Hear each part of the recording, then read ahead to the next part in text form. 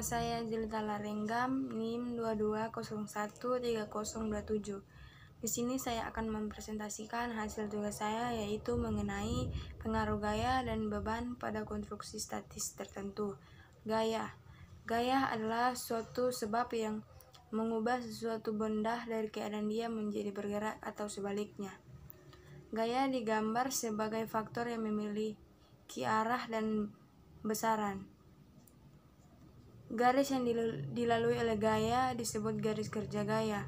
Titik tangkap gaya yang bekerja pada suatu benda boleh dipindahkan pada sepanjang garis kerjanya. Menurut tempat terjadinya, gaya dibedakan. 1. Gaya luar. Gaya luar adalah gaya-gaya yang berasal dari luar menimpa benda. 2. Gaya dalam. Gaya dalam adalah gaya-gaya yang terjadi di dalam benda sebagai akibat dari gaya-gaya luar menimpanya. Momen dari suatu gaya adalah hasil kali gaya tersebut dengan jarak gaya itu atau lengan sampai titik yang ditinjau. Momen M sama dengan kilometer kali meter, ton kali meter, ton kali sentimeter, kilogram kali milimeter. Panjang atau A sama dengan kilometer, meter, milimeter, dan lain-lain. Gaya atau K sama dengan kilogram, ton, pounds, kips, newton. Momen atau M sama dengan dalam kurung K kali A. Gaya-gaya dalam keadaan setimbang bila 1.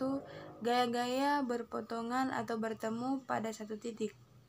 Diagram gaya-gaya itu membentuk segi banyak tertutup atau gaya kejar-mengejar berurutan.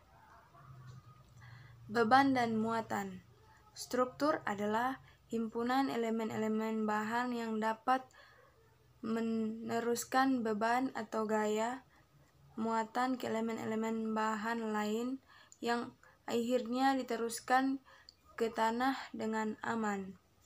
Beban atau muatan adalah beratnya benda dari suatu bangunan yang bersifat tetap atau akibat penghuni.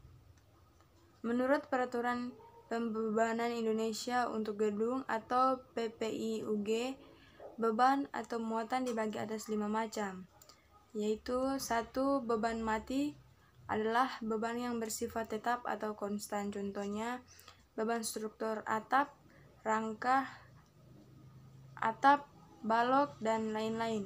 2.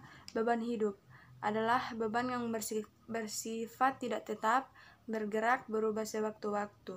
Contoh manusia, berbagai perabot, dan lain-lain. 3. Beban angin adalah beban berupa angin dengan segala arah dan kecepatannya.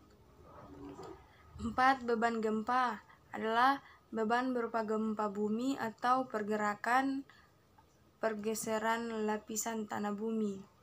5.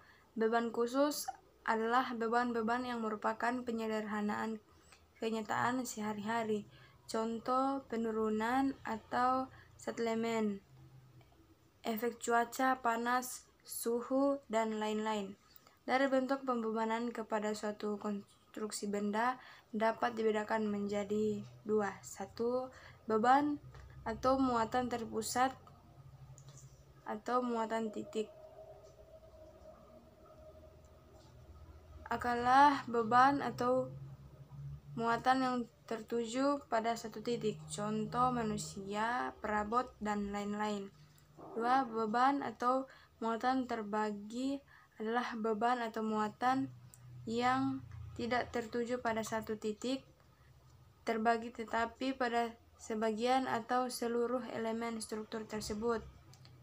Dari sistem pembebanan pada suatu konstruksi dapat dibedakan menjadi 2.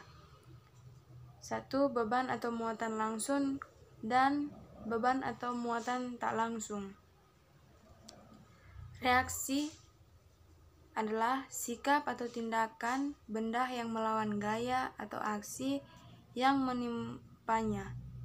Bila pada suatu benda dikerjakan suatu gaya P dan benda tersebut tidak ditupu atau disokong, maka benda tersebut akan mengalami satu translasi atau pergeseran. Adalah gerakan dalam arah mendatar atau horizontal.